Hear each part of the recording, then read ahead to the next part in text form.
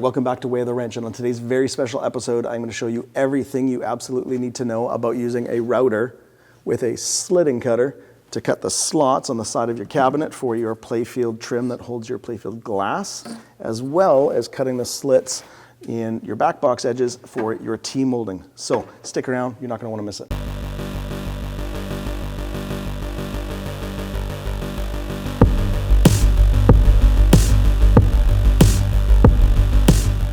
So what you're going to need is a slotting cutter, and this is the exact same slotting cutter I used for my T-molding on my arcade cabinet. So you should never feel bad about buying tools and having to pay for those costs, because if you are an arcade junkie like me, you're going to make this pinball cabinet, and you're probably going to make another arcade cabinet. You might even make a bar top and make some more stuff. And these are useful for any kind of furniture where you're going to put T-molding. So not a bad purchase for the long term. Now, this is the part number 63-150. It's a 2-inch diameter slotting cutter with a 1/2-inch arbor. So that's what diameter you need to match your router. So I would maybe measure yours, make sure that you don't have to buy another router to fit it. And the critical size is the width of the slot, which is 1/16. And so that's going to work for our T-molding. Now, to change the cutter in your router to the slotting cutter, you're going to have to find your little locking mechanism to prevent this from spinning. So just spin the cutter by hand with it unplugged while you push down on this until it locks, and that prevents it from spinning. Then you take your wrench and lefty-loosey undo the cutter that's in there. Sometimes there's a kind of double undo you got to do. That frees up the collet. And then there's your other cutter, so we'll take that. Now when you go to put the slotting cutter back in, you're going to want to make sure that you aren't just kind of putting it in like this and it's just barely hanging on there, ready to fly out of the router.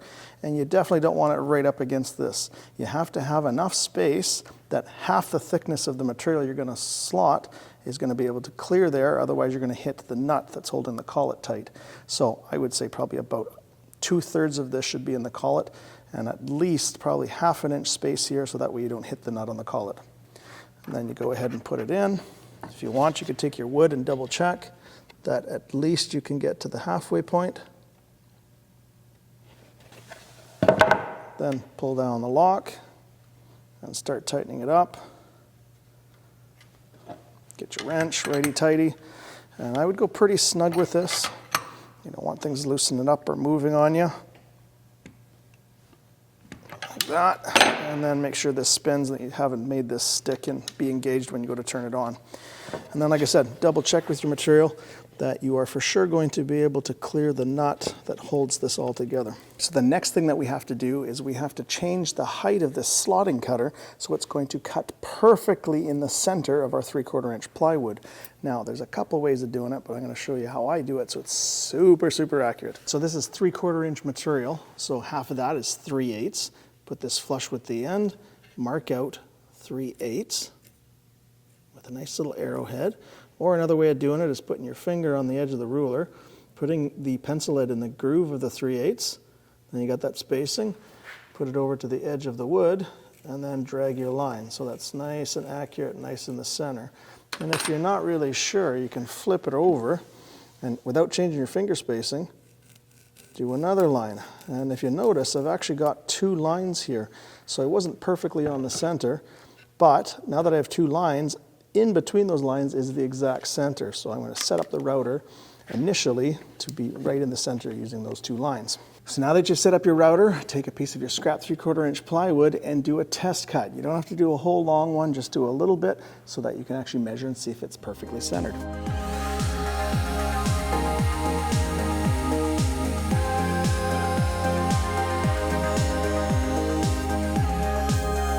Now, just looking at the difference between the top and bottom, it looks very centered, but you won't really know unless you have something accurate. So once again, we're using the digital vernier caliper. Make sure you reset it and just measure the top and bottom and see how much they're different. So we've got 0.324 and 0.322. Now, I am not going to worry about 2/1000ths of an inch. Really, it's only one because it's going to go up one and the other one will go down. So I'm not going to worry about that. That's centered.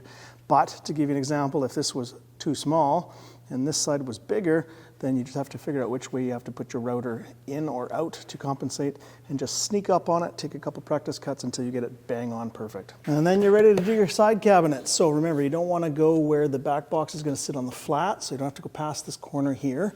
And you don't want to go all the way to the end. You want to make sure that you get it at least underneath your lockdown bar, but you can definitely stop probably about an inch or two from the end.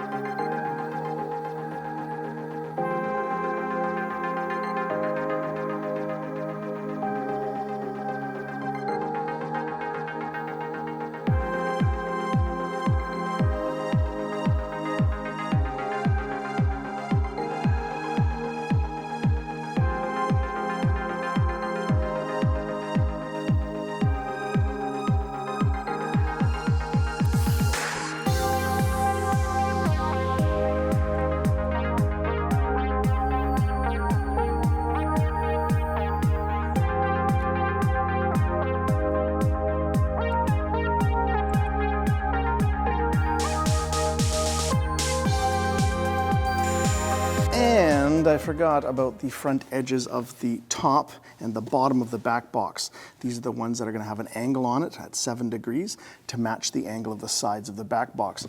And I did not want to be staring at this ugly edge of plywood. I'd rather have that covered up with T-molding, maybe something contrasting like just flat black. So I was a little concerned that that edge at 7 degrees is not going to hold the T-molding, which is kind of traditionally at 90 degrees. So I did a little test cut, put the 7-degree angle cut on here and hammered in a small little sample piece of T-molding, and it looks great. Perfect. So I'm totally going to do that. So let's do the angled cut on the table saw first. Okay, every table saw is going to be slightly different, but on this one there is a lock here to lock the angle wherever you want it. It was at 0 degrees, but now it has 7 degrees with this little pointer here. Make sure you lock it down, and then if you want, take some scrap wood and take a test cut and make sure it's the angle that matches the sides of your back box. Now when you're setting your fence to the proper width for your cut, remember you can always take another cut or two to sneak up on that size so that you don't cut this too short. So for me, I can see that the top edge is not going to cut, but it's definitely going to cut about halfway down there. So I should have a little flat spot there, and I may have to sneak in a little bit. Just like I said, sneak up on it so you don't end up having to scrap a piece of wood that you've already worked on.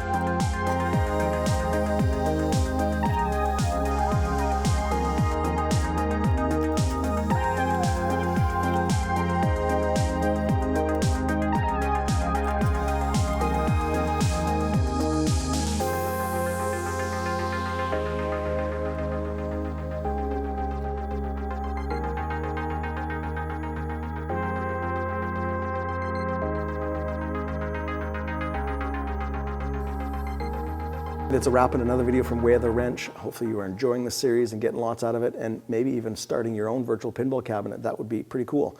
If you do, I would love to see some pics of your build. Just join us on Instagram and send me a DM through there. If you have any questions or concerns about the video, feel free to put it down in the comment section below, and I will get back to you as soon as possible, and I will help you as much as I can. Next video up in this is going to be actually constructing the cabinet like you see here, so that'll be coming out very quickly, so stay tuned for that. Till next time. Take it easy.